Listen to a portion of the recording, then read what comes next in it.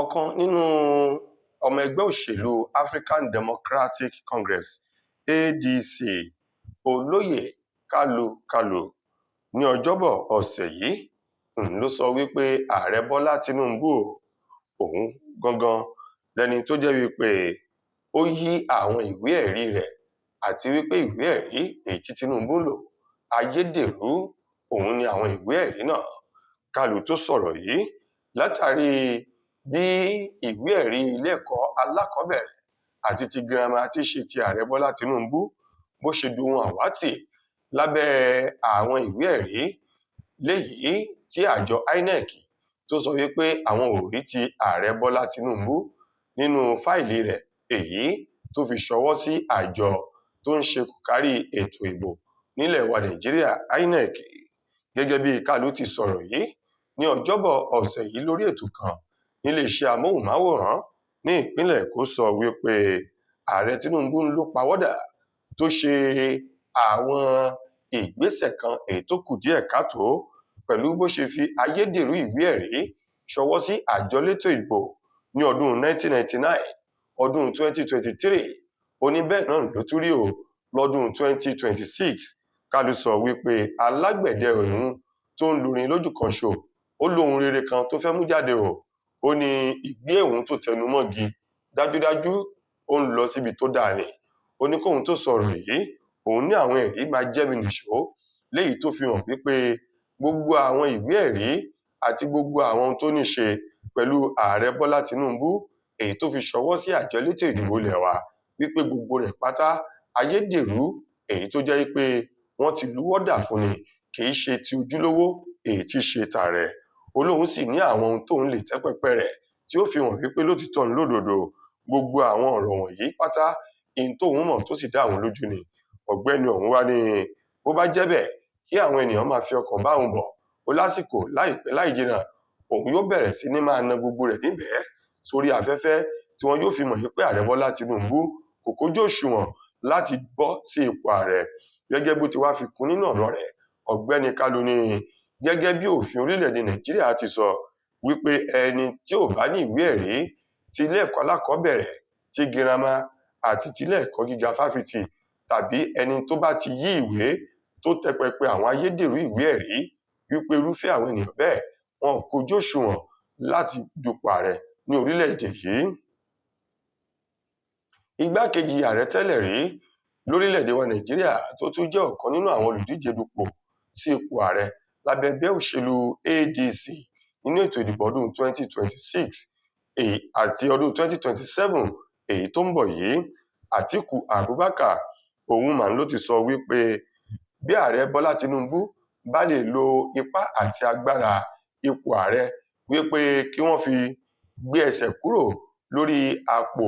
ilé ìfowópamọ́ ti ìpínlẹ̀ Ọ̀ṣun. Ó ní kí ló dé tí Tinubu ò lè lo ipò agbára rẹ̀ láti sọ fún àjọ ICPC wípé kí wọ́n fi gómìnà tẹ́lẹ̀ rí ní ìpínlẹ̀ Kaduna Nasiru El-Rufai kí wọ́n ṣe sílẹ̀ kó máa lọlé rẹ̀ láyọ̀ ohun àlàáfíà. Atiku Abubakar tó sọ̀rọ̀ yìí ní Ọjọ́bọ̀ ọ̀sẹ̀ tá a wà nínú rẹ̀ yìí tí í ṣe ọjọ́ kẹfà oṣù kẹjọ ọdún 2026 sọ di mímọ̀ wípé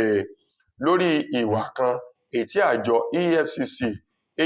àjọ tó ń gbógun ti ìwà ìbàjẹ́ ṣíṣowó ìlú kùmọ̀kùmọ̀ bí wọ́n ṣe ti àpò ilé ìfowópamọ́ ìpínlẹ̀ Ọ̀ṣun bí wọ́n ṣe gbẹ́sẹ̀ lé tí Tinubu sì pàṣẹ lọ́wọ́ kan fún àjọ EFCC láti gbé ẹsẹ̀ kúrò lórí àpò ilé ìfowópamọ́ ìpínlẹ̀ Ọ̀ṣun ọ̀hún kó má bàa ṣe àkóbá fétò ìdìbò tàwọn gómìnà tí ó wáyé ní ọjọ́ 15 oṣù kẹjọ ọdún yìí. Ó ní bí Tinubu bá lè lo irú agbára yìí ó lóun rọ Tinubu láti lo agbára náà fún àjọ ICPC bí wọ́n gbé gègé wọn kúrò lórí bí wọ́n ṣe fi òfin de Nasiru El-Rufai sí àkólò wọn kí Malam Nasiru El-Rufai kó máa lọlé rẹ̀ láyọ̀ ohun àlàáfíà kí Tinubu kó yé máa ṣe ìjọba ológun lábẹ́ ìjọba alágbádá.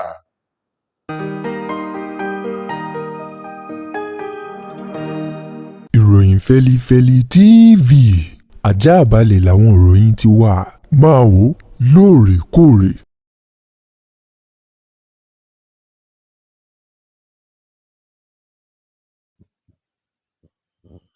iléeṣẹ́ ọlọ́pàá ní orílẹ̀-èdè wa Nàìjíríà ni wọ́n ti sọ di mímọ̀ fún mùtúmùwà ọmọ orílẹ̀-èdè Nàìjíríà báyìí wípé àwọn ti gbáradì tó ní àbájì gan báyìí láti lè ṣiṣẹ́ pọ̀ pẹ̀lú àtìlẹ́yìn fún ọlọ́pàá ìpínlẹ̀ èyí tí wọ́n ti ń retí rẹ̀ báyìí kí wọ́n buwọ́lù kó sì bẹ̀rẹ̀ iṣẹ́ lẹ́yọ̀-ò-sọkà. Gẹ́gẹ́ bí ọ̀rọ̀ náà ti jáde iléeṣẹ́ ọlọ́pàá ilẹ̀ yìí sọ wípé gbogbo ohun tó yẹ kí àwọn ó ṣe àti gbogbo ọ̀nà tí wọn yóò gbà láti máa yan àwọn olórí fún ọlọ́pàá ìpínlẹ̀ ní ìpínlẹ̀ gbogbo ni wọ́n ti ṣe gbogbo ètò yìí pẹ̀lú ọ̀nà láti fi ìwà ọmọlúàbí àti ìwà rere tó ń ti ìbẹ̀rù Ọlọ́run láti fi ṣiṣẹ́ pọ̀ pẹ̀lú wọn. Ipò gbogbo ló ti wà ní sẹpẹ́sẹpẹ́ ọ̀gá àgbà yanyan fún iléeṣẹ́ ọlọ́pàá ní orílẹ̀-èdè wa Nàìjíríà Eyín Túnjí Dìsù èyí tó fi ọ̀rọ̀ náà léde nínú ọ̀sẹ̀ yìí níbi ètò ìdánilẹ́kọ̀ọ́ kan èyí tó wáyé nílùú Àbújá eléyìí tí wọ́n gbé kalẹ̀ láti fi gbé ọ̀nà àti gbogbo bí ìlànà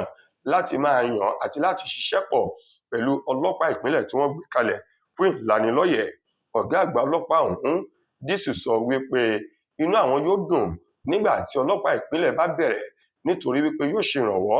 fún àwọn ọlọ́pàá tó ń ti àwọn ẹ̀ṣọ́ aláàbò yòókù láti lè dẹ́kun ìwà ìbàjẹ́ àwọn ìwà ibi tí àwọn ènìyàn tí wọ́n yàn láàyò. Ó ní gbogbo àwọn ènìyàn pátápátá ni wọ́n rọ̀ láti ṣiṣẹ́ pọ̀ pẹ̀lú ọlọ́pàá ìpínlẹ̀ àti ọlọ́pàá ti ìjọba àpapọ̀ nígbà tí ètò náà bá bẹ̀rẹ̀. Ó ní ohun kan ṣo péré èyí tí wọ́n dúró dè báyìí náà ni kí ìjọba àpapọ̀ lábẹ́ ààrẹ Bọ́lá Tinubu kó buwọ́lù kán bẹ̀rẹ̀ sí ní máa gba àwọn òṣìṣẹ́ sẹ́nu iṣẹ́ kí ètò àtohun gbogbo kó lè lọ bí wọ́n ti kọ̀wé rẹ̀. Gẹ́gẹ́ bí ọ̀rọ̀ náà èyí tí ọ̀gá àgbà iléeṣẹ́ ọlọ́pàá ilẹ̀ yìí Túnjí Dìsù èyí tó fi léde níbi ètò ọ̀hún èyí tó wáyé nílùú Àbújá nínú ọ̀sẹ̀ tá a wà nínú rẹ̀ yìí. Ẹni tó jẹ́ ọ̀kan nínú àwọn olùdíje dupò ààrẹ lábẹ́ ẹgbẹ́ òṣèlú SDP ọ̀gbẹ́ni Adéwọlé Adébáyọ̀ Wúmà ló ti sọ wípé ó yẹ kí ààrẹ Bọ́lá Ahmed Tinubu kó kọ ìwé fipò sílẹ̀ gẹ́gẹ́ bí ààrẹ orílẹ̀-èdè yìí wípé kì í ṣe alága àjọ EFCC ló yẹ kó kọ ìwé fipò sílẹ̀. Gẹ́gẹ́ bí ọ̀gbẹ́ni náà èyí tó sọ̀rọ̀ yìí ṣe lálàyé wípé lórí ìwà tí àjọ EFCC hù lórí àpò ilé ìfowópamọ́ ti ìpínlẹ̀ Ọ̀ṣun èyí tí wọ́n gbẹ́sẹ̀ lé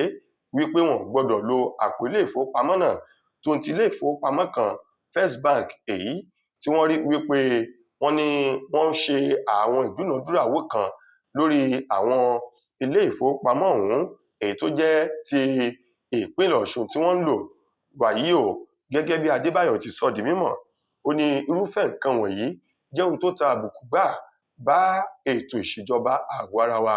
Ó ní pàápàá jù lásìkò tí ìpínlẹ̀ Ọ̀ṣun tí wọ́n ń palẹ̀ mọ́ fún ètò ìdìbò tàwọn gómìnà tó máa wáyé ní ọjọ́ 15 oṣù kẹjọ ọdún yìí. Ó ní gbogbo ọgbọ́n gbogbo ọ̀nà ní ẹgbẹ́ òṣèlú APC ni wọ́n tọ̀ láti lè fi dájú pé wọ́n dájú ètò ìdìbò alálàáfíà ọ̀hún wọ́n dá ojú rẹ̀ wó lulẹ̀. Wàyí Adébáyọ̀ wá ní ó jẹ́ ohun tó tini lójú. Ó ní bóun ó bá sọ tinú òun ó ní irú àsìkò yìí ló yẹ kí ààrẹ Tinubu kọ ìwé fipò sílẹ̀ gẹ́gẹ́ bí ààrẹ ní orílẹ̀-èdè yìí. Ó ní kì í ṣe alága àjọ EFCC ló yẹ kó kọ ìwé fipò sílẹ̀. Ó níbi tí olórí bá ti kùnà láti mú ìlérí àti ayédẹrùn fún àwọn ọmọlẹ́yìn rẹ̀ ó ní irú olórí bẹ́ẹ̀ kò yẹ láwùjọ bẹ́ẹ̀ náà sì rèé kò yẹ lẹ́ni tí wọ́n lè máa pè gẹ́gẹ́ bí olórí èyí tó dáa. Wàyí bẹ́ẹ̀ bá gbàgbé ní ọjọ́bọ̀ ọ̀sẹ̀ yìí ní ààrẹ Tinubu pa á láṣẹ fún àjọ EFCC láti gbẹ́sẹ̀ kúrò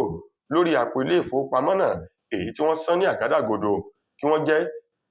èyí tí Tinubu sọ wípé kí wọ́n jẹ́ kí wọ́n máa lo àpò ìfowópamọ́ náà lọ látọwọ́ ìjọba ìpínlẹ̀ Ọ̀ṣun kó má dàbàrú ìpalẹ̀mọ́ ìpinnu wọn fún ètò ìdìbò tàwọn gómìnà èyí tí ó ń bọ̀ ní ọ̀nà yìí. Ní àkótán nínú ìròyìn wa fún ti tòní, ọ̀kan nínú àwọn gbajúmọ̀ tó ń kọrin tàkasùfé nílẹ̀ wa Nàìjíríà David Adeleke tí gbogbo èèyàn mọ̀ sí Davido òun mà ló ti pariwo síta báyìí wípé nǹkan kan ò gbọ́dọ̀ ṣe gómìnà ìpínlẹ̀ Ọ̀ṣun Adémọ́lá Adélékè. Bákan náà, ètò ìdìbò tó ń bọ̀ ní ọ̀nà yìí ní ìpínlẹ̀ Ọ̀ṣun tó jẹ́ ti àwọn gómìnà, ó ní pẹ́kẹ́ ò gbọ́dọ̀ dún, orí ò gbọ́dọ̀ fọ́ ẹnikẹ́ni, bẹ́ẹ̀ sì rèé ara ò gbọ́dọ̀ ro wọ́n o. Gẹ́gẹ́ bí ọ̀rọ̀ ètò ti ẹnu Davido jáde, ó ní bí nǹkan kan bá lè ṣe gómìnà Adémọ́lá Adélékè nínú ètò ìdìbò yìí, ó ní lọ́wọ́ kan lòun yóò kọ ìwé ránṣẹ́ sí ààrẹ orílẹ̀-èdè Amẹ́ríkà tí í ṣe Donald Trump láti bá wọn dá sí ọ̀rọ̀ náà, tóun sì gbàgbọ́ wípé bí Donald Trump bá lè dá sí i, dájúdájú wọ́n láti fi ojú aṣebi wọn, léyìí tó jẹ́ wípé kò ní yọ ààrẹ ilẹ̀ wa Bọ́lá Tinubu kò ní yọ sílẹ̀ sẹ́yìn. Ọjọ́bọ̀ ọ̀sẹ̀ yìí iná ni Davido ló fi ọ̀rọ̀ ìkìlọ̀ ọ̀hún léde o fún ààrẹ Bọ́lá Tinubu, tó sì ní òun rọ̀ Tinubu láti sọ fún gbogbo àwọn ẹmẹ̀wà rẹ̀ láti jìnnà réré sóhun gbogbo tó lè ta àbùkù tàbí tó lè dá wàhálà òun làásìgbò sílẹ̀ nínú ètò ìdìbò tàwọn gómìnà tó ń bọ̀ lọ́nà ní ìpínlẹ̀ Ọ̀ṣun. Ó ní orí ò gbọ́dọ̀ fọ́, ẹ̀dọ̀ ò gbọ́dọ̀ dún, ara ò gbọ́dọ̀ ró, bẹ́ẹ̀ sì rèé gbogbo àwọn olùkópa láti tẹ ìka fún àyọkọ̀ wọn ní ìpínlẹ̀ Ọ̀ṣun, ààbò tó péye gbọ́dọ̀ wà lórí wọn, nǹkan kan ò sì gbọ́dọ̀ ṣe ẹnikẹ́ni. Bẹ́ẹ̀ rèé àwọn jàǹdùkú wọn ò gbọ́dọ̀ jí àpótí ìdìbò lọ, léyìí tó ń gbà lérò wípé bí ohunkóhun kan bá lè ṣẹlẹ̀ lọ́nà òdì ní ìpínlẹ̀ Ọ̀ṣun, ààrẹ Tinubu gbọ́dọ̀ mọ̀ sí i. Wàyí o, Adélékè tí í ṣe Davido ní àwọn tó gbọ́ kí wọ́n sọ fẹ́ni tí ò gbọ́, kí ààrẹ Bọ́lá Tinubu kó sì fa àwọn ọmọ Nàìjíríà pàápàá jù àwọn ènìyàn rẹ̀ ní ìpínlẹ̀ Ọ̀ṣun kó fà wọ́n létí o. Bí nǹkan kan bá lè ṣe gómìnà Adélékè Adémọ́lá, dájúdájú Donald Trump ni bàbá tí ó bá wọn dá sí ọ̀rọ̀ náà láì wáraro. Tó ẹ̀yin ènìyàn wa, ìròyìn wa kò ní jù báyìí lọ fún ti tòní. Títí di ìgbà míì tẹ́ máa láǹfààní láti gbọ́ tòun ìmí ìnílé iṣẹ́ wa. Mo gbà ní àdúrà pé ilé kò nílé wa, ọ̀nà òní náà wá. Fún mi Adénúgà òun ló mú ìròyìn wá sí ojú ìwòran yín. Ẹ ṣeun gan ni o.